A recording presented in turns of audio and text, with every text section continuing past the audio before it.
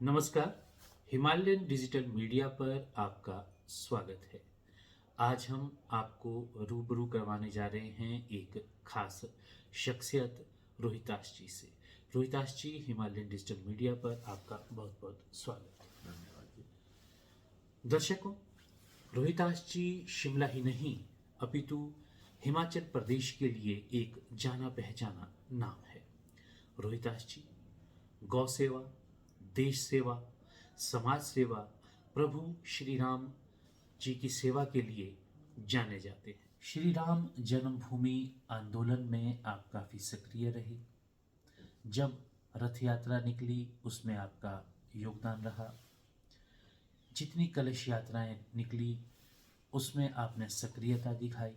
हिमाचल प्रदेश में कार सेवा का आपने नेतृत्व किया। आपके ही नेतृत्व में हिमाचल प्रदेश के विभिन्न क्षेत्रों से कार सेवक अयोध्या गए और वहां विजय हासिल करके वे सकुशल हिमाचल वापस आए। लेकिन इस दौरान काफ़ी संघर्ष रहा, काफ़ी कठिनाइयों का सामना करना पड़ा। आप सभी ने अपनी जान को जोखिम में डाल करके कार सेवा की और ये काफ़ी एक कठिन समय रहा। काफ़ी कार सेवकों पर तरह तरह के मुकदमे भी चले। तो ये पूरा अनुभव श्री राम जन्मभूमि आंदोलन का कैसा रहा, ये आपसे जरूर जानना चाहेंगे। कार सेवा की दृष्टि से दो बार कार सेवा हुई। एक बार मुलायम सिंह जी के समय में कार सेवा हुई और तब स्थिति ये थी कि मुलायम सिंह जी ने खुली चेतावनी दी थी कि परिंदा भी पर नहीं मार सकेगा, और उस चेतावनी को हिंदू समाज ने चेतावनी समझ कर ही लिया। और लोग कैसे कैसे पहुंचे बाद में हम जब सुनते थे, पैदल कई कई 100 किलोमीटर चलकर। हमारे एक बड़ी बहन जी हैं और राष्ट्रीय सेविका समिति का काम देखती हैं, वो उन दिनों कर्मचारी थी, वो भी गए। वो बताते हैं कि ऐसे ऐसे गांव से हम निकले, कहीं फलानी जगह ठहरे और फलानी जगह पहुंचे और गोली हमारे सामने चली।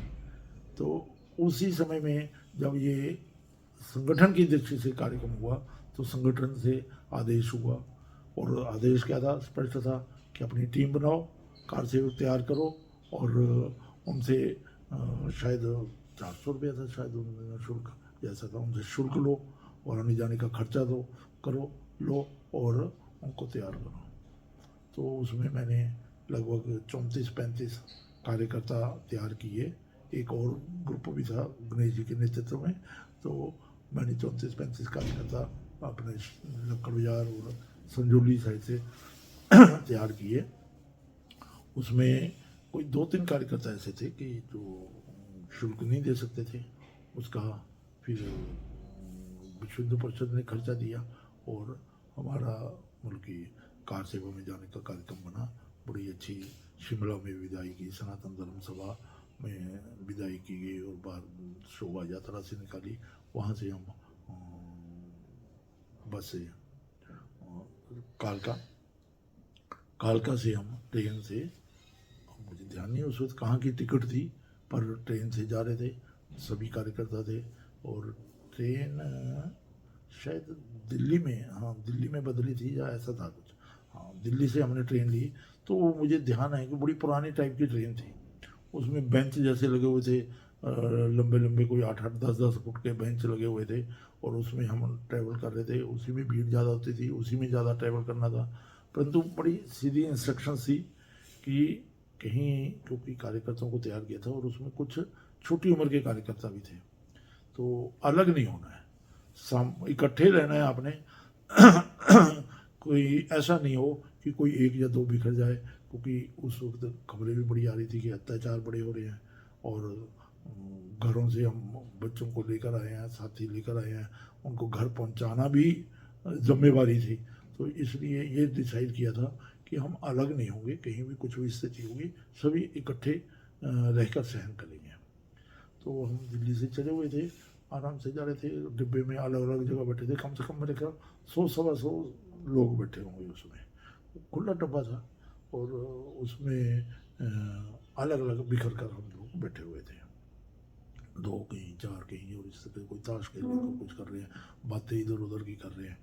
तो फैजाबाद, मतलब गाजियाबाद से बाद में आया, फैजाबाद में कुछ दो हर एक स्टेशन पर, दिल्ली से ही हमारे साथ क्या पहले से ही था कि चेकिंग होती थी, बसों में भी चेकिंग हो रही थी, कौन कहाँ जा रहे हैं।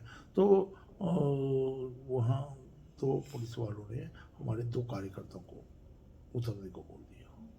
वो किस बात पर उन पर संदेह हुआ नहीं, हर स्टेशन पर आकर वो चेक करते थे, कोई उनको जिस पर भी शक होता था उसको उतार देते थे, उसकी जानकारी लेते थे। फैजाबाद में हम दो कार्यकर्ता, हम बड़ी देर देखते थे कि भाई कुछ नहीं, पर नहीं, उन्होंने उतार दिया। ट्रेन चलने की स्थिति हो गई, तो फिर हम सारे इकट्ठे हो गए और उतर गए।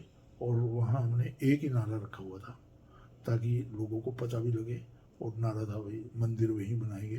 तो हमने नारा था कि शिमला से हम आए हैं, मंदिर वहीं बनाएंगे, ताकि किसी तरीके से शिमला में ये खबर पहुंच जाए कि ये लोग अरेस्ट हो गए हैं, और लोगों को भी जानकारी हो जाए, और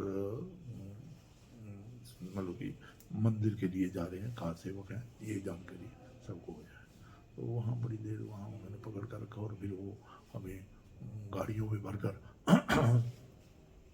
हमें ले गए वो बुलंदशहर, शायद बुलंदशहर डिस्ट्रिक्ट पड़ता था।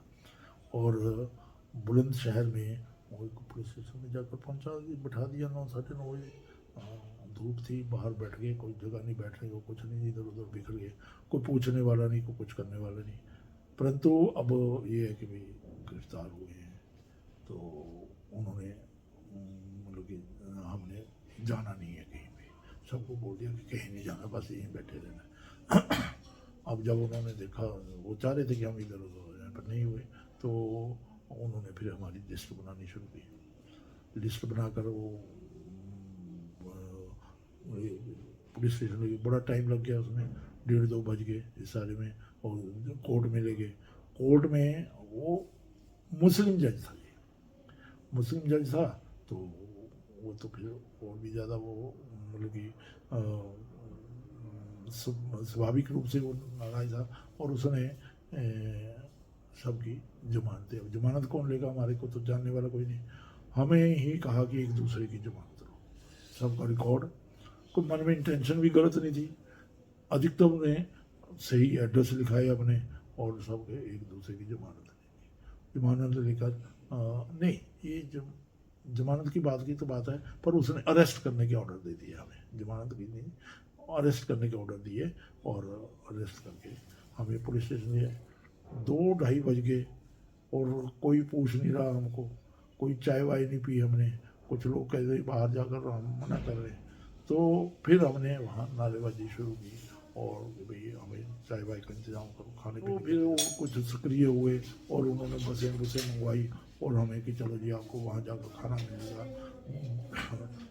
जहाँ आपको जेल में जाना है वहाँ। तो वहाँ से हमें बसों में भर दिया, और बस में लेकर 2 या 3 पुलिस वाले हमारे साथ थे, और बड़ी बस थी यूपी गवर्नमेंट की, और उसमें हम चले। स्थिति ये हो गई कि 2-2:30 बजे हम वहाँ से चले हैं, और जहाँ भी हम रुकते थे, वो कहीं हमको जहाँ भी छोड़ना था, जगह जगह मतलब जेलों में तो जगह थी ही नहीं, जगह जगह स्कूल कॉलेजेस बंद थे, और स्कूल कॉलेजेस के कंपाउंड में छोड़ रहे थे। जहाँ भी ऐसी वो जेलें उन्होंने बनाई हुई थी टेम्परेरी, वहाँ कहीं भी जगह ही नहीं थी, सभी जगह जा रहे थे कि यहाँ तो रहने के कोई है नहीं है जी, हम इनको अकोमोडेट नहीं कर सकते, हम इनको नहीं रख सकते।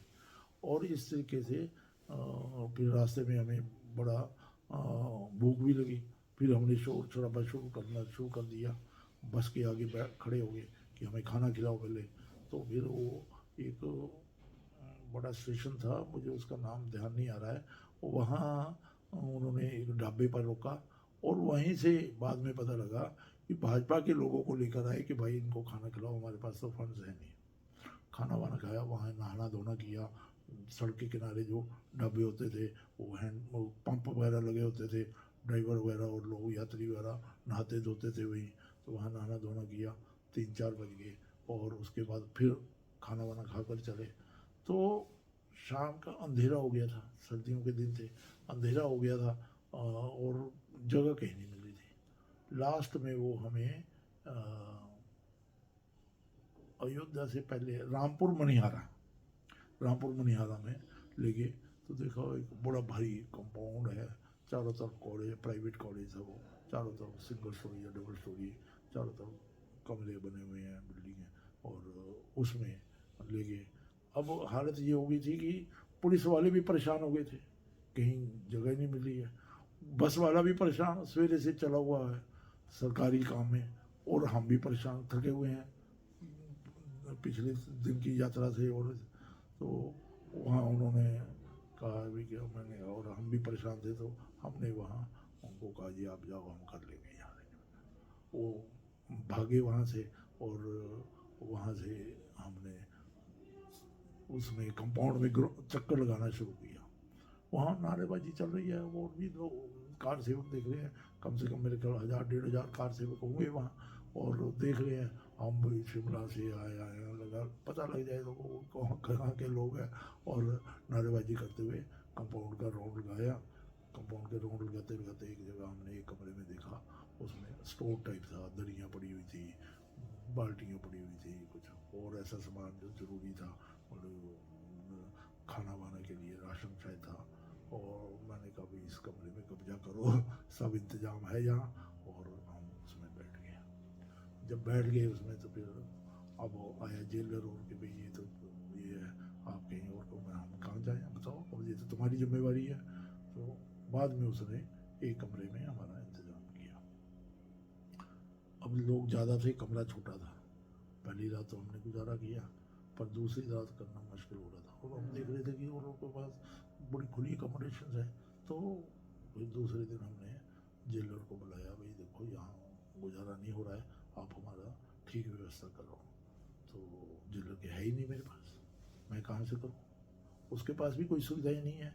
तो हमने कहा ये तो तुम्हारी जिम्मेवारी है, जहाँ से मर्जी करो, ये तो तुम्हें करना पड़ेगा। और फिर पॉलिसी हमने पहले बना ली थी, पहले डिसाइड कर लिया था।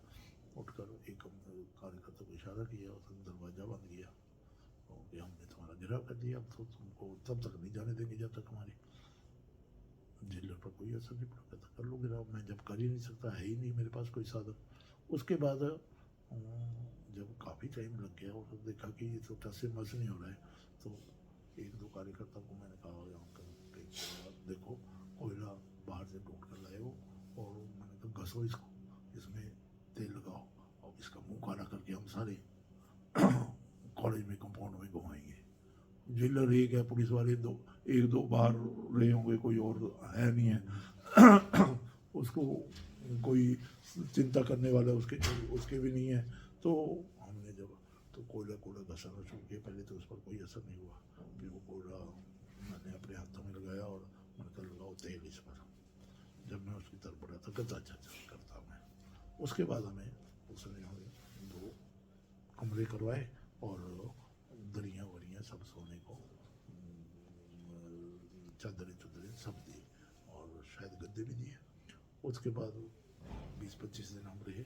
आहिस्ता आहिस्ता हमारे सामने सभी लोग जाते ही, हम बहुत कम लोग रह गए थे। और फिर हमारी पेशी के लिए हमें लिए बुलंदशहर वापस गए। जज था, और जज ने कि ऐसे तो मैं छोड़ूंगा नहीं आपको। हमने कहा जेल दो, अब गवर्नमेंट रखना नहीं चाह रही थी, तो कि भाई एक दूसरे की जमानत लो, और हम भी कोई इतना अनुभव नहीं था, हमने एक दूसरे की जमानत ली, और हमें छोड़ दिया गया। और हम वहाँ से रामपुर मनिहारा से शिमला वापस आ गए, सभी सुरक्षित वापस आ गए। उसके बाद माननीय कल्याण सिंह जी की सरकार आई, और फिर कार सेवा का आंदोलन चला, और कार सेवा के लिए हम शिमला से चले। कुछ महिलाएं भी थी हमारे साथ, कुछ पुराने साथी थे, और अयोध्या के साथ ही स्टेशन था, शायद मैं पहले फैजाबाद गलत बोल गया हूँ, तो ये फैजाबाद था। यहाँ आकर रुके, यहाँ कार्यकर्ताओं की टोलियाँ और रिसीव कर रहे हैं कार्य सेवकों को, और हमारे ग्रुप को वो एक आर्य समाज मंदिर में ले गए। आर्य समाज की स्कूल रहा होगा और उसमें ठहरा दिया और वहाँ के लोग भोजन वगैरह की व्यवस्था कर रहे थे। हम 2-3 दिन पहले पहुँच गए थे। दूसरे दिन हमने चक्कर लगाया, अयोध्या का चक्कर लगाया, घूम फिर कर आए। कार्यकर्ता वहाँ घूम रहे हैं, चक्कर लगा रहे हैं, देखा वो भी लगा उसमें, और 12-12 फुट के खंभे लगे हुए हैं, 12-12 फुट ऊंची फेंसिंग है, कांटेदार तार है। दूसरी जो उन दिनों हमने शिमला में कम देखी थी, सिक्योरिटी वाली यूज़ करते थे, तिखी, बहुत तिखी होती है, वो तारें लगी हुई हैं और सिक्योरिटी बहुत है। चलो चक्कर लगाते रहे और घूमते रहे। तीसरे दिन हमें शाम को कि भी इस दिन इतने बजे वहाँ पहुँचना है, वहाँ इकट्ठे हुए। उस दिन देखा हज़ारों कार्यकर्ता थे, कोई गिनती नहीं थी, कोई जुलूस का छोड़ नहीं था। 8-8, 10-10 की लाइन के जुलूस मतलब कि बने हुए हैं, जो आगे पता नहीं आगे कहाँ है और पीछे कहाँ है, नज़र ही नहीं आ रहा। आगे भी जाकर देख लिया और पीछे भी। हम भी फिर अनुशासित कार्यकर्ता के नाते उस जुलूस में चले गए और जुलूस में चलकर एक जगह माननीय मुरली मनोहर जोशी जी, अडवाणी जी, उमा भारती जी, इनके भाषण चल रहे थे। हज़ारों कार्यकर्ता वहाँ बैठे हुए खुले में, और ये एक मंजिल की बिल्डिंग थी, उसके ऊपर खड़े होकर भाषण दे रहे हैं। लोग सुन रहे हैं, हम भी सुनने लगे।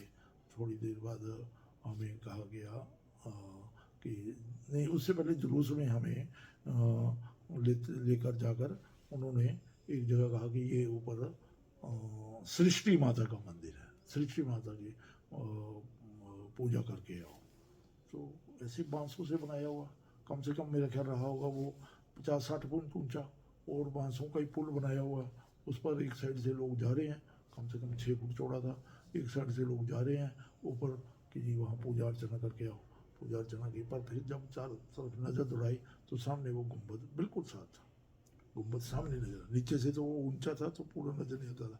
पूरी उसकी स्थिति देखने के लिए सब कार्यकर्ताओं को संगठन ने एक ये तरीका बनाया हुआ था, और ये कि ये पूजा करने जाओ, और वहाँ से फिर वो देखकर वो दूसरी तरफ से उतर रहे थे। उसके बाद हम आ गए और वहाँ वो पब्लिक मीटिंग में बैठ गए। हम भी कहीं 5-7 का ग्रुप था मेरा, बाकी सब अलग अलग हो गए थे, और हम बैठ के सुनने लगे। थोड़ी देर बाद वो गुम्बद की तरफ से शोर शराबा।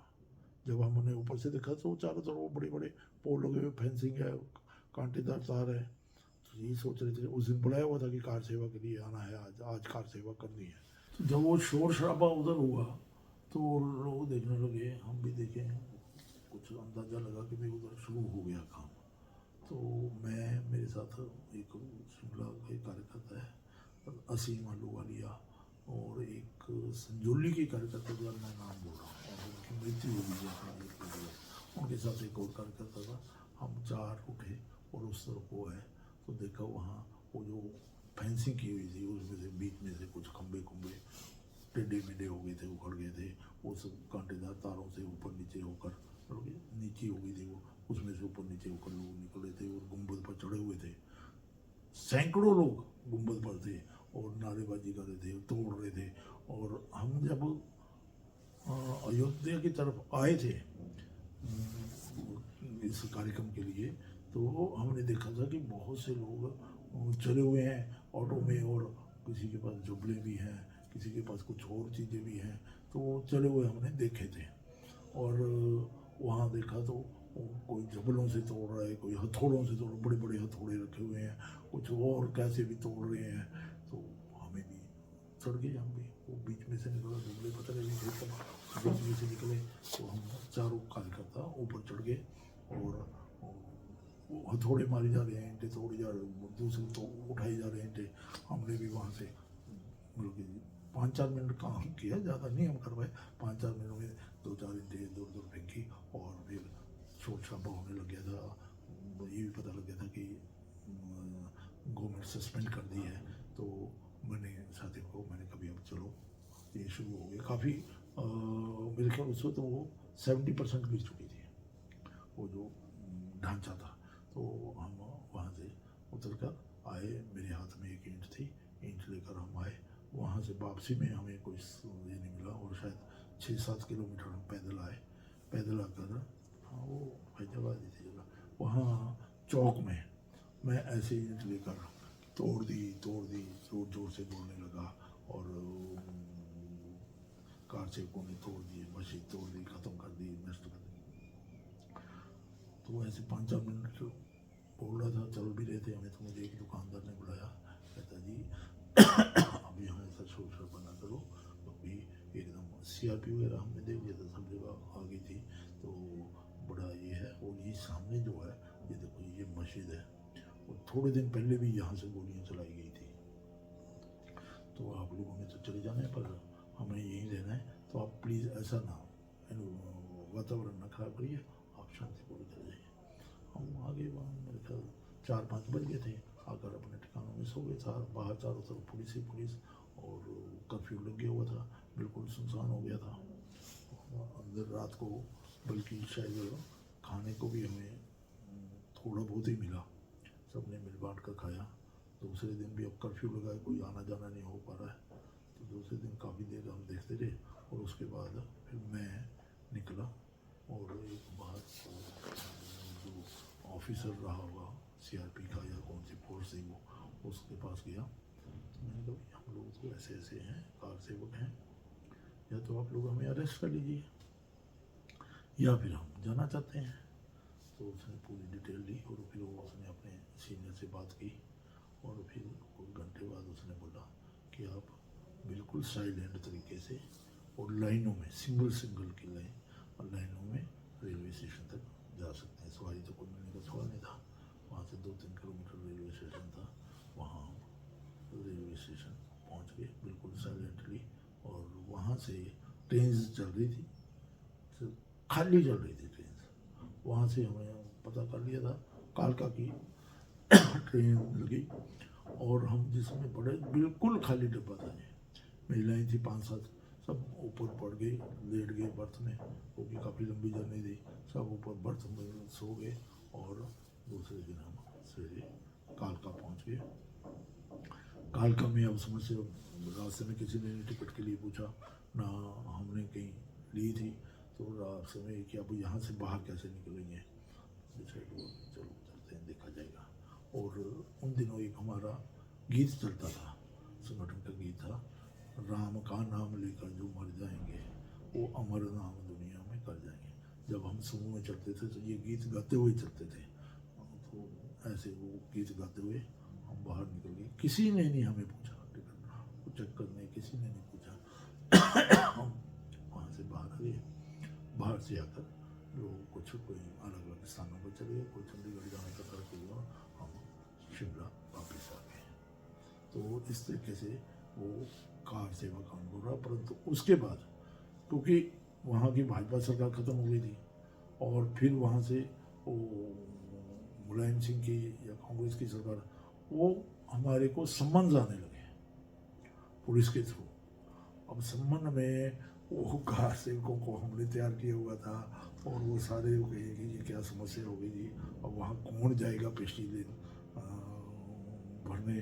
और ये तो मैं क्योंकि काउंसलर था उन दिनों, काउंसलर था, तो पुलिस वालों के पास आना जाना था, तो थोड़ा मिल मिलाकर हमने जो वो 30-35 थे, उसमें से कुछ नाम तो हमने, कुछ में स्पेलिंग गलत कर दिए, कुछ में कह दिए कि ये मिल नहीं रहा है, कुछ ये पता नहीं है कौन। तो पर जो प्रमुख कार्यकर्ता थे जिनके नाम पुलिस में भी पॉपुलर थे और ये उनके नाम नहीं हम हटा सकते थे, तो वो लिस्ट आधी रह गई। और इसके बीच कभी वो भाजपा की सरकार आती रही, कभी मुलायम सिंह की सरकार आती रही, कभी कुछ और होता रहा। तो ऐसे 2-3 सरकारें निकल गई, और हर सरकार में एक दो बार सम्मन आ जाते थे हमें। तो आहिस्ता आहिस्ता वो 5-7 नाम रह गया। मैं काउंसलर भी था, मेरा नाम तो हट ही नहीं सकता था, पर फिर हम वो मतलब कि कोई परिचय भी थे, डिलीट करते रहते थे, रिसीव नहीं करना, सम्मान नहीं मिला जी, बोल दो ये है वो है, इस तरीके से डिलीट करते थे। और फिर अंत में फिर सरकार वहाँ आ ही गई, और फिर वो केसेस हमारे कोई 10-12 साल बाद ख़त्म हो गए। रोहितांश जी, जैसा कि आपने बताया कि विवादित ढांचे पर आप गए और उस गुंबद को ढहाने में भी आप आगे रहे, उसके बाद आपने नारे लगाए जब ये गुंबद ढह गया। इन सभी संस्मरणों के साथ और लगभग 500 वर्ष के एक लंबे संघर्ष के बाद वर्तमान में जब 22 जनवरी को श्री राम मंदिर की प्राण प्रतिष्ठा होने जा रही है, पूरा देश और विदेशों में भी एक राममय वातावरण बना है। एक कार सेवक के तौर पर, हिंदू धर्म निष्ठा रखने वाले व्यक्ति के तौर पर इस प्राण प्रतिष्ठा को आप कैसे देखते हैं और इस बारे में आप क्या कहना चाहेंगे? ये प्राण प्रतिष्ठा का कार्यक्रम है, ये मेरे जीवन का सबसे महत्वपूर्ण क्षण है, क्योंकि कार सेवा करने के बाद भी, बाबरी मस्जिद गिरने के बाद भी कई बार लगता था कि हमारे जीवित रहते मंदिर बन भी सकेगा कि नहीं, पर आज वो अवसर हमें मिल रहा है। ये सारा है, इसके पीछे संगठन की योजना, संगठन का बड़ा महत्वपूर्ण भाग है जी। और मैं समझता हूँ कि पता नहीं कैसे कैसे योजनाकार थे जिन्होंने इन सब महत्वपूर्ण परिस्थितियों में, ऐसी घटनाओं में और धैर्य ना खोते हुए, हम लोग तो कई बार हौसला हार जाते थे।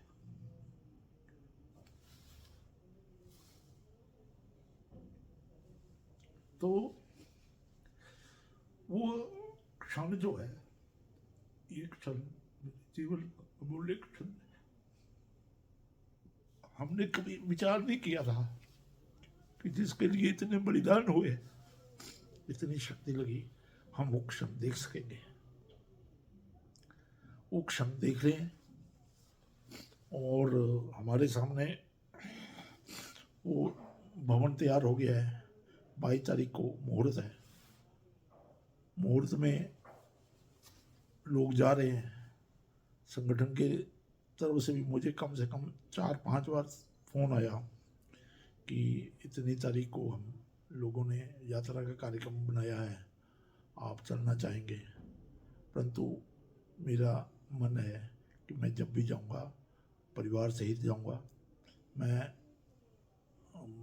लगभग शादी के बाद ही ज़्यादातर जहाँ भी गया हूँ परिवार के साथ ही गया हूँ, चाहे घूमने गए हूँ, चाहे तीर्थ स्थान गए हैं, चाहे कुछ और है। अभी जैसे गौशाला चलाता हूँ, उसमें भी मेरी श्रीमती मेरा पूरा सहयोग करती है। तो मैंने कहा परिवार के साथ ही जाऊँगा, क्योंकि अब इतना लंबा सफ़र इस उम्र में शायद हम बस में या कठिनाई में ना कर सकें। तो परिवार में भी हमारी कोशिश है कि सामूहिक परिवार, जिन दिनों परिस्थितियाँ अच्छी हो जाएंगी, वातावरण अच्छा हो जाएगा, उन दिनों जाएंगे। अभी भीड़ में जाने की कोई आवश्यकता भी नहीं है।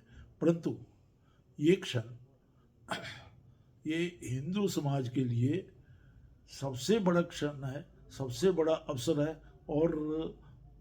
और मुझे पूरा विश्वास है कि इसके बाद हिंदू समाज तरक्की की ओर जाएगा, देश तरक्की की ओर जाएगा, राष्ट्र तरक्की की ओर जाएगा, और जो राष्ट्र के लिए समस्याएं हैं वो आहिस्ता आहिस्ता समाप्त होंगी।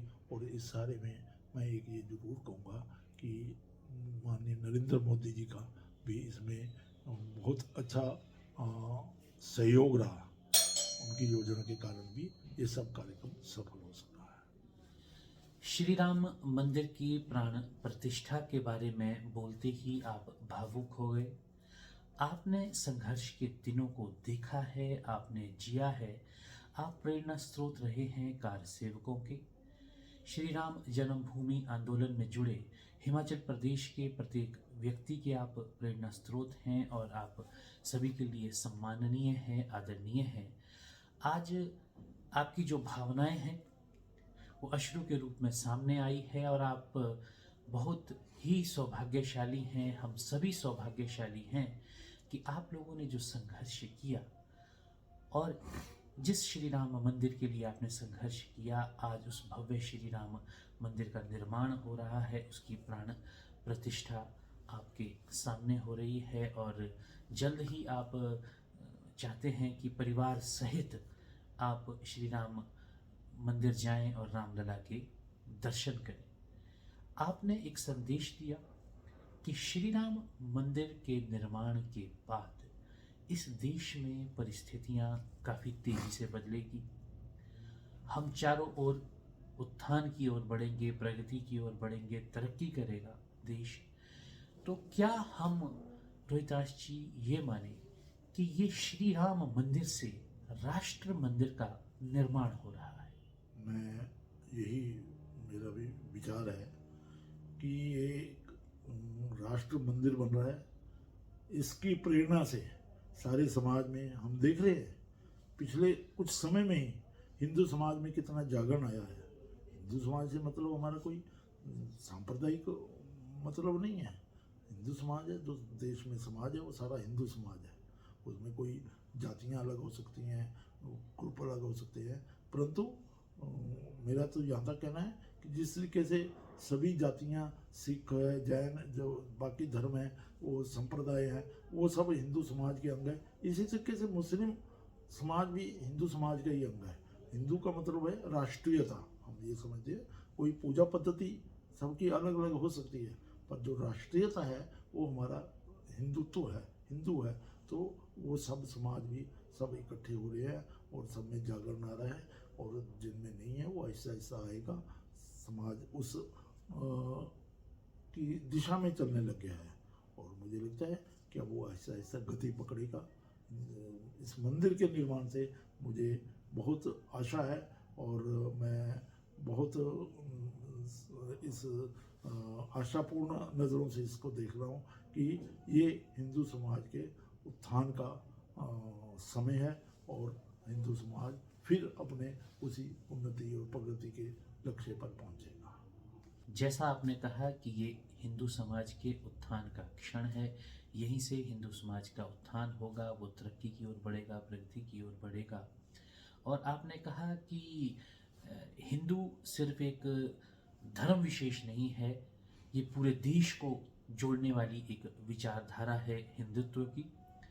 और कुछ लोग जो भी नहीं जा पा रहे हैं या उनकी मनोदशा या मन स्थिति कुछ और है, तो आप पूरी आशा करते हैं, उम्मीद करते हैं कि वे भी धीरे धीरे श्री राम मंदिर की ओर उनके कदम बढ़ेंगे और पूरा देश राममय होगा, और इस देश में राम राज्य की जो कल्पना की गई थी उसे भी हम अपने इसी जीवन में साकार होते हुए देखेंगे। रोहिताश जी, आपने अपने घर का नाम राम कमल रखा है, जिससे स्पष्ट होता है कि भगवान राम और कमल के प्रति आपका गहरा अनुराग है। हम जानना चाहेंगे आपने अपने घर का नाम राम कमल क्यों रखा, और राम कमल रखने के पीछे क्या प्रेरणा रही? स्पष्ट सा कारण है कि राम और कमल ये दो मेरी या मेरे परिवार की मूल विचारधारा रही है। कमल भारतीय जनता पार्टी का चुनाव निशान, और राम के लिए हम कुछ भी करने को तैयार थे। राम जन्मभूमि के लिए भी आंदोलन किए। तो वो ये दो जो आंदोलन थे, उन दिनों आंदोलन भी ये चला हुआ था। ये जो दो कारण थे, इन दो कारणों के कारण राम कमल, पर इसमें एक और कारण जुड़ गया। वो कारण रहा कि मेरे पिताजी का नाम था राम प्रकाश और माताजी का नाम था कमलावती। तो वो उन दोनों के नाम से भी जुड़ गया, तो इसलिए सारे मतलब घर के सभी सदस्यों की सहमति से इस बिल्डिंग का नाम राम कमल रखा था। रोहिताश जी, भगवान श्री राम के साथ आप भगवान श्री कृष्ण के भी भक्त हैं। आप गौशाला का संचालन कर रहे हैं, जहाँ पर आप देसी गायों का पालन करते हैं, उनकी खूब सेवा करते हैं, और हिंदू संस्कृति के प्रति आपकी गहरी आस्था है, और गौ को गौ माता मानना और गाय के लिए कुछ करना, ये इसके लिए भी आप समाज में एक प्रेरणा स्रोत हैं। तो हम आपसे जानना चाहेंगे कि गौ माता जो आज बेसहारा घूम रही है सड़कों पर, उनके लिए समाज को आप क्या संदेश देना चाहेंगे? दूसरा कि गौ माता के संरक्षण के लिए विभिन्न क्षेत्रों में छोटे छोटे स्तर पर क्या कुछ कार्य होने चाहिए। लेकिन सबसे पहले यही जानना चाहेंगे, जो गौशाला का आप संचालन कर रहे हैं उसके लिए आपको कहाँ से प्रेरणा मिली और अपनी गौशाला में आपने क्या क्या व्यवस्थाएं कर रखी है। गाय मैंने भी जीवन में नहीं देखी थी, हमने कभी घर में नहीं देखी। ऐसा सुना था कि भी पहले परिवार में होती थी, नानकों में भी होती थी, पर हमारे घर कभी नहीं रही।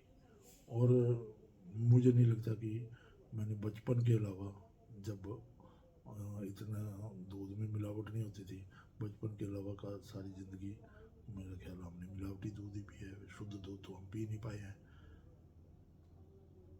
राजनीतिक जीवन के बाद मैंने जब संगठन से बोला तो मुझे सेवा भारती की जिम्मेवारी दी गई। सेवा भारती में मैंने कुछ काम किया, हॉस्पिटल वगैरह में काम किया। उसके बाद मतलब नई टीम आने के बाद मुझे सारी उम्र तो मैं कहीं ना कहीं सक्रिय रहा हूँ, तो अब क्या काम करूँ। तो एकदम मन किया कि चलो अब ये उम्र भी ऐसी हो रही है कि गौ सेवा में काम करते हैं। तो गौ सेवा में काम करने के लिए पता लगा टूटू में एक गौशाला शुरू हो ही रही थी उन दिनों। अपने विश्व हिंदू परिषद के कार्यकर्ता शुरू कर रहे थे टूटू में। मैंने वहाँ जाना शुरू किया और 1-1.5 साल मैं वहाँ जाता रहा। तो क्योंकि सामाजिक जीवन में भी था, काफ़ी धन संग्रह भी कर लेता था मैं, तो कुछ धन संग्रह करके गौशाला को देता रहा। पर 1-1.5 साल के बाद मुझे लगा कि जिस दिशा में गौ सेवा का काम होना चाहिए हम शायद उसमें नहीं कर पा रहे हैं। गाय जो हिमाचल की गाय है, वो पहाड़ी गाय है, उसके संरक्षण की बड़ी ज़रूरत है और उस दृष्टि से हम ज़्यादा काम नहीं कर पा रहे हैं। तो मन में आया कि पहाड़ी गाय के लिए काम होना चाहिए। वहाँ से मैं हट गया तो सुन्नी में है एक श्री हरि गौ सदन, इसके बारे में पता लगा तो मैं यहाँ आया करता था। लगभग 2 साल मैं यहाँ भी आता रहा, हफ्ते में 1-2 चक्कर लगा लेता था मैं और यहाँ आता था। फिर यहाँ मतलब शुरू में तो उन लोगों को लगा कि ये कौन आने लगा है, आहिस्ता आहिस्ता परिचय वगैरह हुआ। जब उनको विश्वास हुआ तो उनसे बात की। मैंने कभी ऐसे पहाड़ी गाय के लिए काम करना है और सुनने में जगह बहुत ज़्यादा थी इनके पास। मुझे लगता था कि और यहाँ का वातावरण भी अच्छा है, थोड़ा गर्म मौसम है, यहाँ वो काम हो सकता है। उनसे मैंने बात की और वहाँ से जब उनसे बात की तो कैसे किया जाए काम, तो मैंने कहा भाई एक ऐसा करिए कि आप एक अपनी सब कमेटी बनाइए और उसमें मुझे भी लीजिए और वो ये पहाड़ी गाय के लिए काम करेगी। उसके लिए एक सब कमेटी बनाई, उसका अध्यक्ष मुझे बना दिया। जो कमेटी थी उसमें कैशियर जो था वो उनका आदमी लिया ताकि उनको विश्वास बना रहे और 1-2 आदमी उनके भी लिए, 1-2 आदमी शिमला से लेकर हमने वो सब कमेटी बनाई और उसके लिए धन संग्रह करना शुरू किया। तो धन संग्रह 1.5-2 साल किया मैंने, तो लगभग 4 लाख के करीब पैसा हो गया था। और उसमें पहले ही उसमें नियम में रख लिया था कि ये पहाड़ी गाय का ही काम करेंगे। परंतु वहाँ भी कुछ कठिनाइयाँ आने लगी, कुछ गवर्नमेंट ने ज़मीन वापस ले ली, कुछ और देखा। मुझे लगा कि यहाँ भी काम करना जिस तरीके से मैं करना चाह रहा हूँ मैं नहीं कर पाऊँगा और शुद्ध रूप से पहाड़ी गाय का काम होना चाहिए। तो मैंने फिर इन दिनों में कारोबार से भी लगभग रिटायर हो रहा था, तो अपनी जितनी भी जमा पूंजी थी उससे मैंने शिमला से निकटतम जो मैं अपने सोर्सेज के हिसाब से खरीद सकता था, अर्की बॉर्डर के मतलब सोलन बॉर्डर के साथ ही शिमला के अर्की वहाँ खनलक गांव में कोई 14 बीघे ज़मीन खरीदी, 14-15 बीघे ज़मीन खरीद कर वहाँ मैंने पहाड़ी गाय का काम शुरू किया। तो मेरे पास इन द मीन टाइम एक पहाड़ी गाय आ गई थी, एक DFO मिस्टर अब तो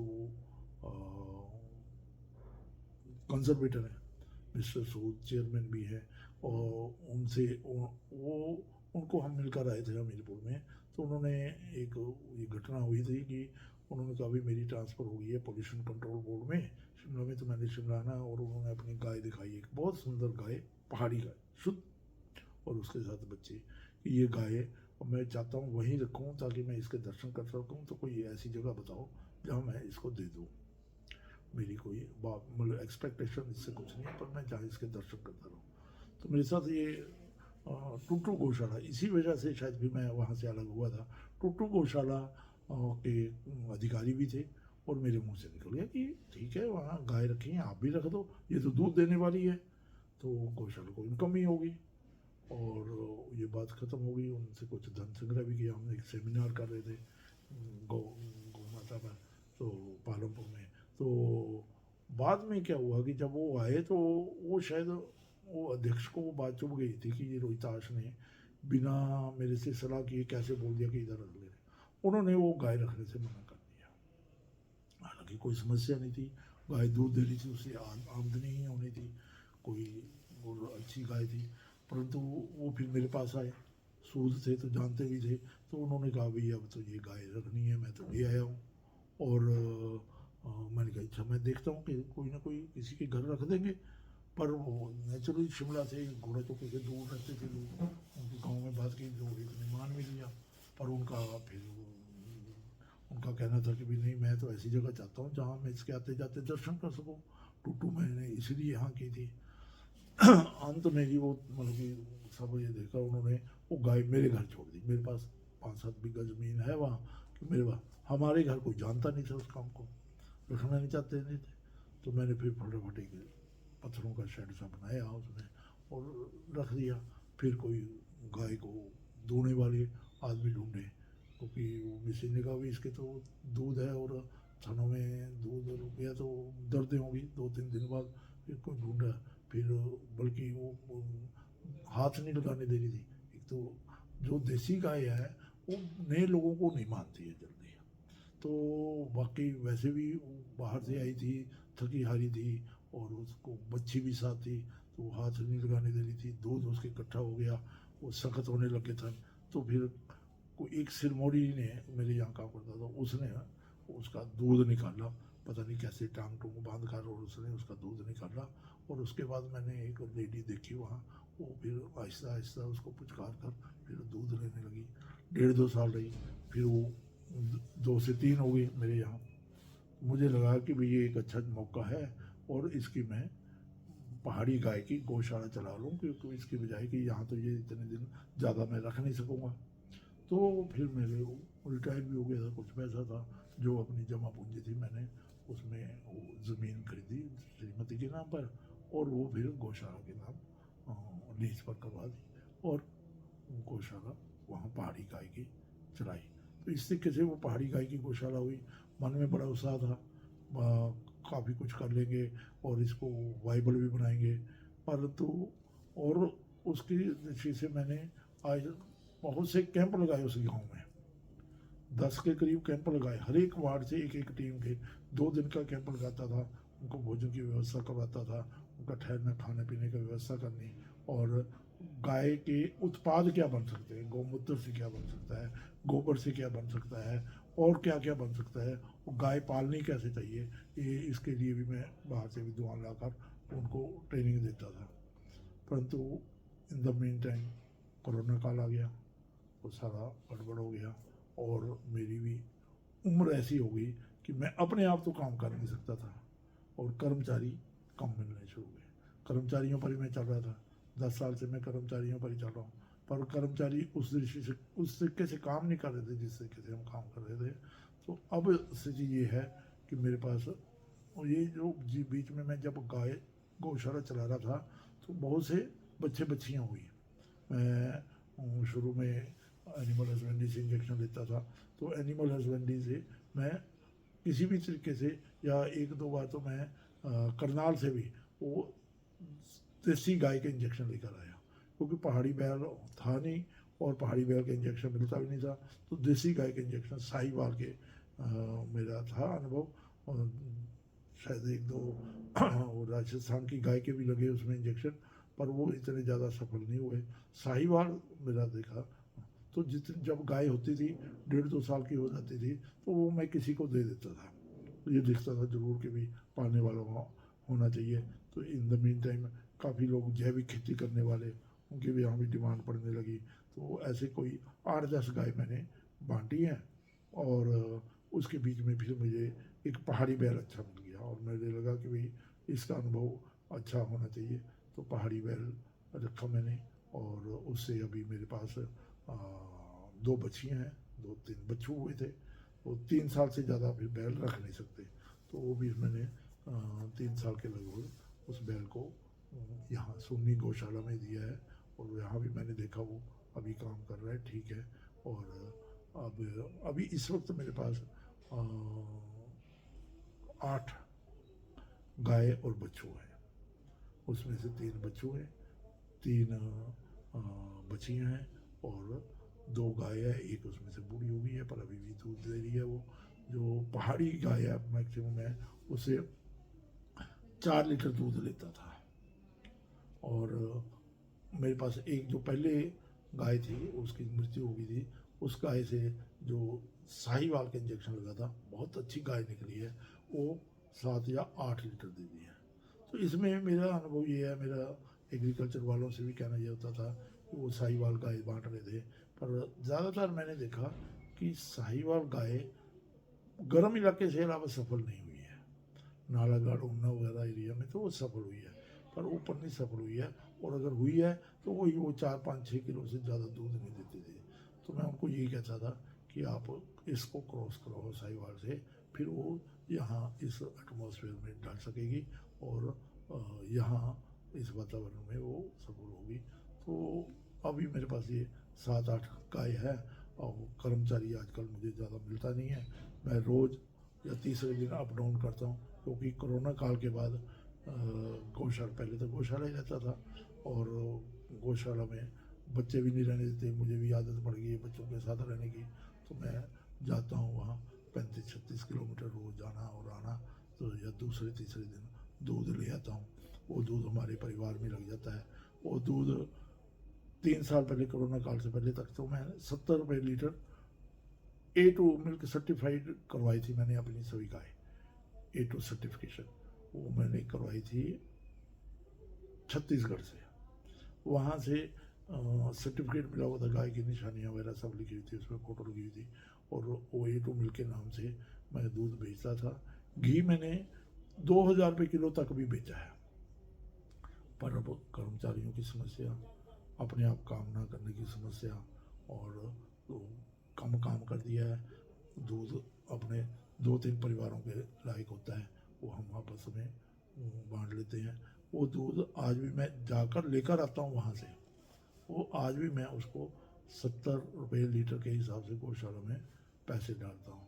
रजिस्टर्ड गौशाला है वो, एनिमल हस्बेंड्री से रजिस्ट्रेशन है। उसके बाद उनका गो कुछ ऐसा विभाग बनाया था उन्होंने स्वदेशी गाय के लिए, उसमें रजिस्टर्ड है।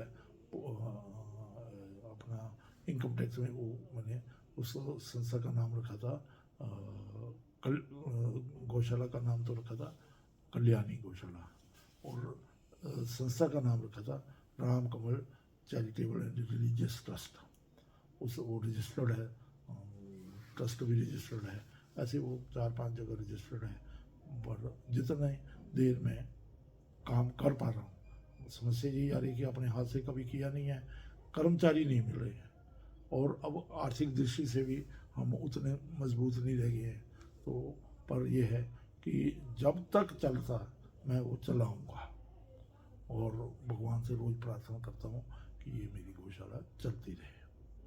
तो बस उस तरीके से ये कल्याणी पहाड़ी गाय गौशाला मैंने खनलक गांव में अर्की तहसील में चलाई हुई है। हिमालयन डिजिटल मीडिया रोहिताश जी आपका आभारी है। आपने अपने जीवन के विभिन्न पहलुओं पर आज विस्तार पूर्वक चर्चा की। आपने अपनी जीवन यात्रा, गौ सेवा, धार्मिक कार्यों, विशेष तौर पर श्री राम जन्मभूमि आंदोलन से जुड़े कार्य सेवा के अनुभवों को हमारे साथ साझा किया। आपने अपने राजनीतिक जीवन पर भी हमसे खुलकर बात की। आपने संगठन के कार्य किए हैं, उसकी भी आपने विस्तार पूर्वक चर्चा की, जिसके लिए हम आपका आभार प्रकट करते हैं। आपका बहुत बहुत धन्यवाद करते हैं और उम्मीद करते हैं कि आज का ये साक्षात्कार उन तमाम लोगों के लिए प्रेरणा का कार्य करेगा जो राजनीतिक क्षेत्र में काम कर रहे हैं, संगठनों में कार्य कर रहे हैं, गौ सेवा का कार्य कर रहे हैं और हिंदू धर्म और हिंदू संस्कृति के जन जागरण का कार्य कर रहे हैं। उन सभी के लिए यह आपका जो आशीर्वचन आज यहाँ प्राप्त हुए हैं उससे उन्हें प्रेरणा मिलेगी।